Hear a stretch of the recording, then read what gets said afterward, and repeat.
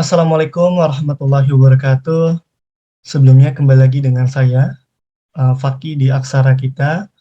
Di sini saya pengen melanjutkan dari 50 kaidah Al-Quran. Terakhir itu pembahasannya di kaidah ke-7 berkaitan dengan bahwa orang baik tidak ada atau kita tidak boleh menyalahkan orang yang kemudian telah berbuat baik. Nah, sekarang kita masuk ke dalam kaidah yang ke-8. Ini ada kaitannya dengan surat Az-Zumar ayat ke-8 ya. Ayat ke-7 maaf. Kaidahnya kaidah ke-8, tapi ayat Az-Zumarnya adalah ayat ke-7. Yaitu adalah wala taziratu waziratu wizra ukhra. Dan seorang yang berdosa tidak akan memikul dosa orang lain. Nah, dalam kaidah ini Allah begitu luar biasa menggambarkan tentang konsep keadilan. Konsep keadilan di mana ya jelas di sini bahwa dan seseorang yang berdosa tidak akan memikul dosa orang lain. Wala taziru waziratu wizra ukhra. Jadi sudah jelas bahwa ketika membicarakan tentang ayat ini, bahwa Allah maksudnya kita tidak memikul dosa orang lain, tentu ini adalah suatu hal yang benar. Atau ketika kita kemudian melakukan sebuah kebaikan, gitu ya, pasti kita akan mendapatkan kebaikan atas kebaikan yang kita lakukan. Ketika kita melakukan keburukan, maka kita pun akan mendapatkan balasan yang serupa atau balasan dari keburukan yang kemudian kita lakukan. Nah, tapi ada pengecualian di sini ya, dan seseorang yang berdosa tidak akan memikul dosa orang lain. Ini bukan berarti gitu ya, di dalam buku yang ditulis oleh Dr. Umar bin Abdullah Al-Muqbil, bukan berarti kemudian orang ini tidak memikul dosa kecuali ketika dia menginfluence atau kemudian dia mempengaruhi orang lain berbuat dosa karenanya. Jadi misalkan dia mengajak orang lain berbuat dosa, tentu dia juga akan kemudian menanggung dosa tersebut. Dan wala taziru waziratu wizra ukhra, gitu ya. Dalam kata wizar di sini memiliki makna beban atau hamal ya, beban itu sendiri. Kenapa? Karena memang dosa itu adalah suatu beban yang sesungguhnya tidak bisa ditanggung gitu atau kita sebagai manusia tidak kuat untuk menanggungnya. Dosa kita sendiri saja gitu ya, kalau kita tanggung pasti sangat luar biasa beratnya. Apalagi kemudian ketika kita menanggung dosa orang lain gitu ya. Nah, ini menjadi suatu catatan buat kita bahwa konsep keadilan bahwa kita tidak akan menanggung dosa orang lain tentunya. Jadi kalau ada orang lain berbuat dosa, kita tidak akan menanggungnya, gitu ya. Kecuali kita yang mempengaruhi orang tersebut. Tapi memang ada konsep kemudian kita harus berbuat baik agar kemudian kita bisa mendapatkan kebaikannya. Kalau misalkan tadi kita berbuat dosa dan menginfluence orang lain untuk kemudian berbuat dosa juga, maka kemudian kita akan menanggung dosanya, maka tentu ada nilai kebaikan kemudian ketika kita mengajak atau mempengaruhi orang untuk kemudian berbuat baik, ya. Sama halnya tadi, kalau kita kemudian mempengaruhi orang berbuat baik, tentu pahala orang tersebut akan masuk ke kita tanpa mengurangi pahalanya. Jadi tentu pasti pilihan kita lebih memilih untuk berdakwah atau mengajak orang berbuat baik dibandingkan berdakwah atau mengajak orang berbuat buruk. Jadi jangan sampai kemudian kita salah mispersepsi nih, Mas. Jadi wala taziru waziratu wizra ukhra, dan seseorang yang berdosa tidak akan memikul dosa orang lain, berarti walaupun dia mengajak orang lain dalam berbuat dosa, dia tidak menanggung dosanya dong. Enggak. Sesungguhnya dia tetap akan menanggung dosa orang tersebut. Karena ini memang imbalannya karena dia bahasanya tadi mempengaruhi gitu ya. Dia penyebab orang berbuat salah atau berbuat dosa. Jadi dialah akar penyebab dosa tersebut. Dan makna kaidah dari ayat ini gitu ya. Kalau misalkan dalam buku ini Rasulullah SAW kalau kita lihat menganggapnya itu secara umum gitu ya. Dalam artian makna kaidah Al-Quran dalam ayat ini tidak dikhususkan hanya untuk umat Rasulullah SAW saja, Tapi sebenarnya juga berlaku untuk masyarakat lainnya atau berlaku secara nilai syariat ya. Jadi renungkanlah ketika firman Allah Subhanahu wa taala dalam ayat yang lain. Kalau tadi kan surat Az-Zumar ayat ke-7, nah ini surat An-Najm ayat ke-3 sampai dengan 41. Saya coba bacakan terjemahannya ya. Maka apakah kamu melihat orang-orang baik maka apakah kamu melihat orang-orang yang berpaling dari Al-Quran serta memberi sedikit dan tidak mau memberi lagi? Apakah dia mempunyai pengetahuan tentang yang goib sehingga ia mengetahui apa yang ia katakan? Ataukah belum diberitahu kepadanya apa yang ada dalam lembaran-lembaran Musa dan lembaran-lembaran Ibrahim yang selalu menyempurnakan janji, yaitu bahwa seseorang yang berdosa tidak akan memikul dosa orang lain, dan bahwa seorang manusia tiada memperoleh selain apa yang ia telah diusahakannya, dan bahwa usahanya itu kelak akan diperlihatkan kepadanya, kemudian akan diberi balasan kepadanya dengan balasan yang paling sempurna. Jadi kalau kita lihat dari surat An-Najm tersebut, itu tidak hanya untuk kemudian umatnya Nabi Muhammad SAW, tapi untuk umat-umat yang kemudian masih mengikuti lembaran-lembaran Musa gitu ya, Ibrahim dan lain sebagainya. Jadi makna kaidah ini juga tidak bertentangan dengan firman Allah sebenarnya, dan sesungguhnya mereka akan memikul beban atau dosa mereka dan beban-beban dosa orang yang lain di samping beban-beban mereka sendiri. Dan sesungguhnya mereka akan ditanya pada hari kiamat tentang apa yang mereka selalu ada-adakan. Surat Al-Ankabut ayat ke-13. Jadi surat Al-Ankabut ayat ke-13 ini dengan surat Az-Zumar yang ayat ke-7 tadi ya, yang sempat disampaikan, wala taziratu wizra ukhra, bahwa seseorang itu akan memikul dosanya sendiri gitu ya, dan seorang berdosa tidak akan memikul dosa orang lain. Itu sebenarnya tidak bertentangan dengan surat Al-Ankabut ayat ke-13 ini. Yang tadi saya bilang bahwa ketika dia menjadi penyebab gitu ya, atau yang mempengaruhi orang berbuat dosa, maka dosa orang yang berbuat dosa tersebut akan mengenainya atau akan menjadi dosa miliknya juga gitu. Karena dia adalah akar penyebab dari dosa tersebut atau akar penyebab dari orang berbuat dosa itu. Dan juga tidak bertentangan dengan ayat-ayat serupa ya, kayak surat An-Nahl gitu ya. Ayat ke-25 tentang ucapan mereka menyebabkan mereka memikul dosa-dosanya dan sepenuh-penuhnya pada hari kiamat, dan sebagian dosa-dosa orang-orang yang mereka sesatkan, yang tidak mengetahui sedikit pun bahwa mereka disesatkan. Ingatlah amat buruk dosa orang yang mereka pikul itu. Jadi ketika kemudian orang juga disesatkan tanpa dia sadari gitu ya, itu dosanya juga tetap akan mengalir kepada orang tersebut. Jadi kita nih ya di tengah maraknya media sosial gitu ya, mudahnya akses internet, mudahnya kita kemudian mengupload gitu ya, entah dalam bentuk video, foto, gambar, terus tulisan ya dan lain-lain, maka perlu untuk kemudian kita perhatikan apa yang kita sebar. Kenapa? Karena khawatir secara tidak langsung apa yang kemudian kita sebar, baik dalam bentuk video, foto gitu ya, ilustrasi, tulisan dan lain sebagainya, itu bisa mempengaruhi orang untuk berbuat buruk. Tentu jangan sampai, karena tadi ya, kemudian nanti di hari kiamat, dosa orang-orang tersebut kita pikul, gitu ya, kita kemudian mendapatkan dosa mereka. Sekali lagi, dosa kita sendiri aja mungkin kita nggak kuat, apalagi dosa orang lain.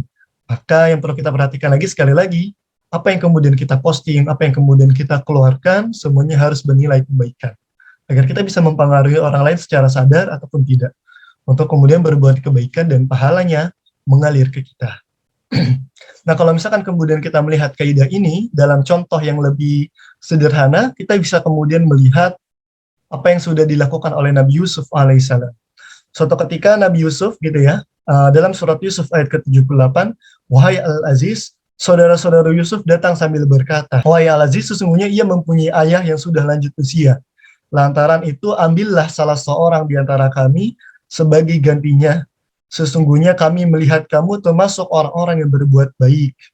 Lalu kemudian Yusuf berkata, aku memohon perlindungan kepada Allah dari menahan seseorang, kecuali orang yang kami temukan harta benda kami padanya. Jika kami berbuat demikian, maka benarlah kami orang-orang yang berbuat zalim. Jadi di sini Nabi Yusuf alaihissalam gitu ya, menahan gitu ya, menahan seseorang yang terlihat berbuat dosa tadi gitu ya, dalam artian mencuri gitu ya, harta bendanya. Dan dia tidak menahan orang selain itu. Jadi dia hanya menahan orang yang memang didapati ada harta benda dari mereka. Harta bendanya pemerintahannya ya, maksudnya seperti itu. Nah, jadi di sini Nabi Yusuf ingin mencontoh Allah Subhanahu wa taala yang begitu maha adil. Tadi ya, wala taziratu wizra ukhra adalah bentuk keadilan Allah terhadap hamba-hambanya. Bahwa Allah tidak akan menzolimi kita, gitu ya, dengan membuat kita memikul dosa orang lain, kecuali memang kita yang menjadi akar penyebab dosa tersebut, atau jadi penyebab masalah dosa tersebut. Dan Allah yang maha mengetahui ya tentunya. Nah, kita sebagai seorang makhluk pun kemudian harus mencontoh hal tersebut, gitu ya. Ketika dalam kasus-kasus yang kemudian dalam artian konteksnya keadilan, kita harus bersikap adil hanya menghukumi, gitu ya, atau memberikan hukuman kepada orang-orang yang jelas berbuat kesalahan, gitu, yang terbukti ya, secara terbukti juga konkret, gitu ya. Dan siapa orang di balik layarnya pun, kalau memang benar ada, gitu ya, kalau tadi bahasanya penyebab, gitu ya, maka juga kemudian kita sebagai seorang makhluk harus jelas tahu dan terbukti ya secara jelas memang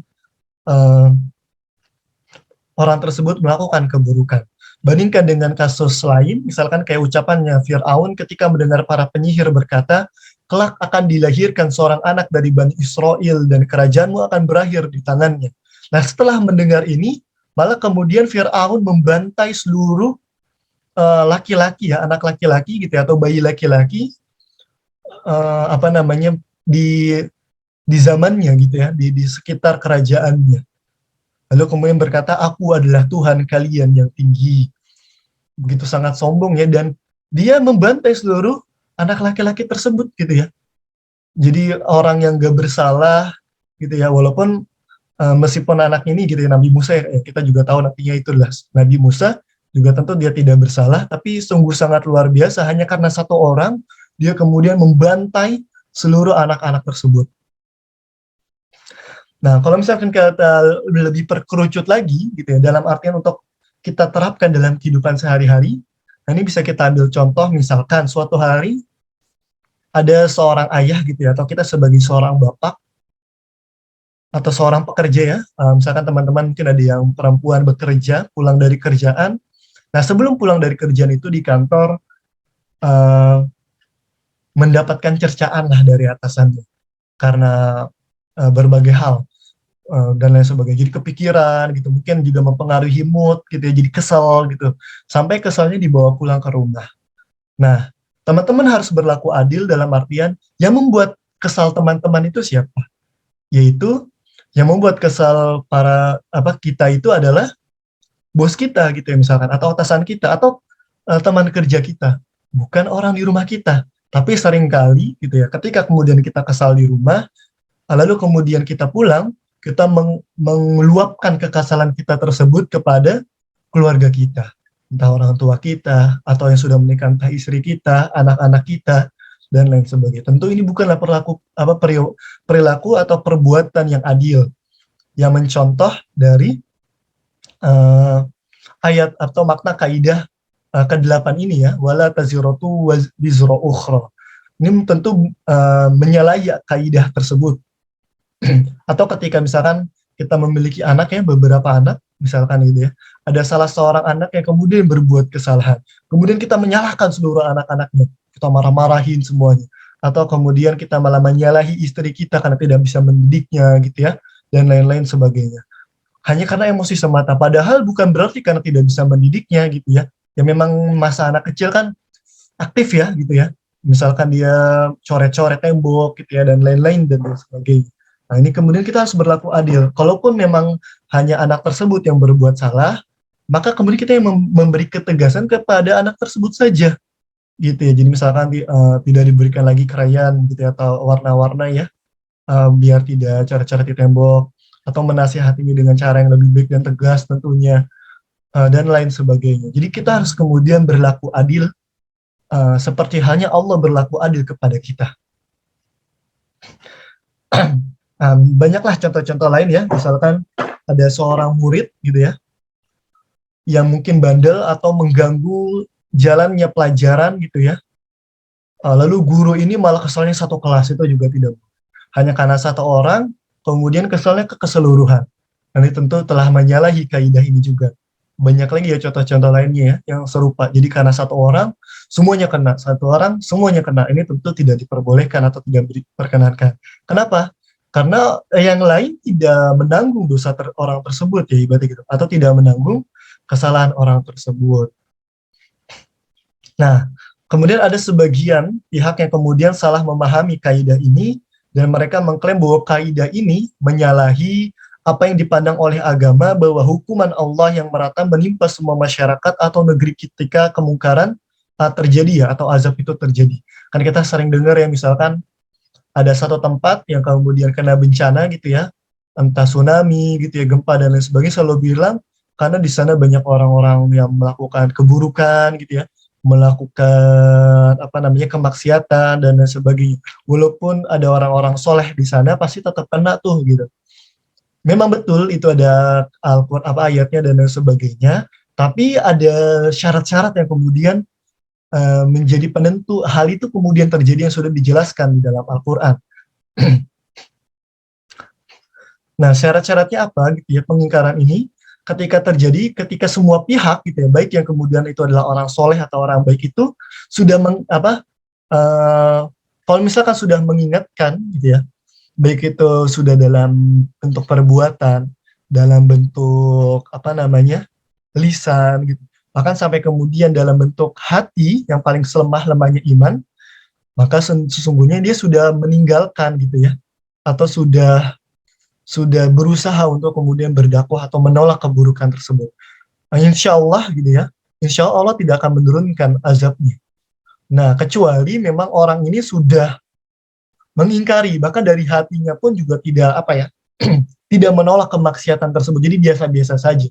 Atau bahasanya menormalisasi atau menganggap ya udah nafsi-nafsi aja, urusan-urusan gue, urusan-urusan gue aja. Gue beribadah ya lu ya udah maksiat-maksiat aja. Jadi dia tidak menolak kemaksiatan tersebut yang ada di depan matanya walaupun di dalam hati gitu ya. Jadi di hatinya itu udah ya biasa aja gitu. Jadi dia berbuat baik tapi tidak ada penolakan terhadap keburukan-keburukan yang dilakukan oleh orang-orang di sekitarnya. Jadi nih buat para pendengar gitu ya, atau penonton, jelaslah gitu ya bahwa sebenarnya kita sebagai seorang muslim memang diwajibkan untuk berdakwah gitu ya, lewat lisan, lewat perbuatan, bahkan sampai kemudian penolakan dalam hati. Ya memang gitu ya, tentunya cara dakwah ini yang mungkin disesuaikan. Bukan berarti kita pengen ikut campur gitu ya urusan orang dan lain sebagainya.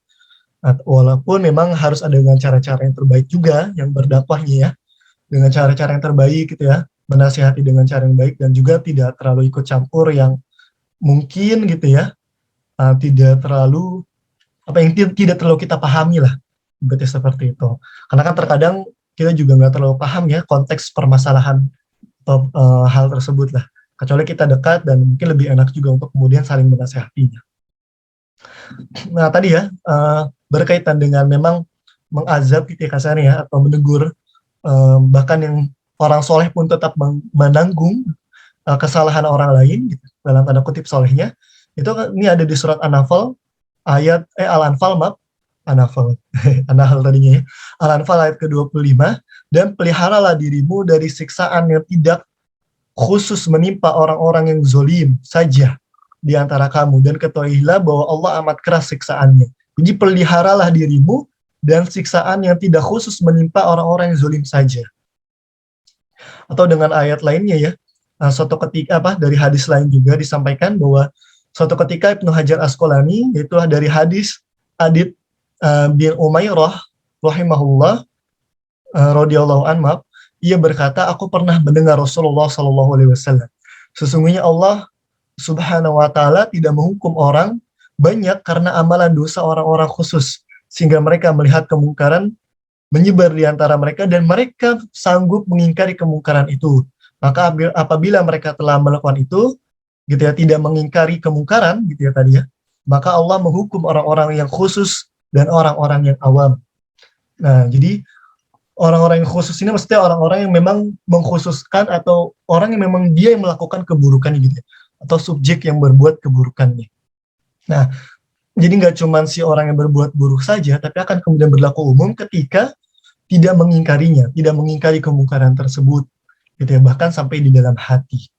Nah, Imam Ahmad juga meriwayatkan dari musnadnya dengan sanad yang jayyid, sebuah riwayat dari Abu Bakar As-Siddiq ya, radhiyallahu an, bahwa suatu hari beliau berkhutbah dan berkata, "Wahai manusia, sesungguhnya kalian membaca ayat ini namun kalian meletakkannya bukan pada tempat yang dikehendaki Allah. Wahai orang-orang yang beriman," ya, surat Al-Maidah ayat ke-105, beliau kemudian membacakan, "Wahai orang-orang yang beriman, jagalah dirimu, tiadalah orang yang sesat itu akan memberikan mudarat kepadamu apabila kamu telah mendapatkan petunjuk. Sebab aku mendengar Rasulullah SAW bersabda," kata Abu Bakar, maaf, "sesungguhnya manusia apabila mereka melihat kemungkaran di antara mereka, namun mereka tidak mengingkarinya, maka hampir saja Allah meratakan hukumannya kepada mereka." Gitu. Jadi ini sudah sangat jelas gitu ya, bahwa kita harus memang kemudian berdakwah, kita harus kemudian tadi ya menginfluence kebaikan. Jadi jangan sampai kita menginfluence keburukan. Kalau tadi ya, wala taziratu wizra ukhra, berkaitan dengan konsep adil bahwa kita memang tidak memikul dosa orang lain gitu ya, tapi tentu kita akan memikul dosa ketika kita menjadi penyebab dosa tersebut gitu ya. Nah, lebih baik kemudian kita melakukan sebaliknya, kita berbuat kebaikan gitu ya, bisa menginfluence orang lain, yang kemudian orang ketika berbuat baik karena melihat kita, kita akan mendapatkan pahalanya tentunya ya. Dan ini menjadi bentuk bahasanya menangkal Allah mengazab kita karena membiarkan keburukan terjadi di tengah-tengah kita. Jadi bisa menjadi pelajaran buat kita untuk berlaku adil ya, baik berlaku adil dalam hal dakwah, ataupun kemudian berlaku adil kalau tadi contoh sederhananya kayak kepada anak gitu ya, kepada istri, kepada mungkin tadi kalau misalkan kita guru, kepada murid-murid kita, dan lain sebagainya. Mungkin seperti itu, kurang lebihnya mohon maaf. Assalamualaikum warahmatullahi wabarakatuh.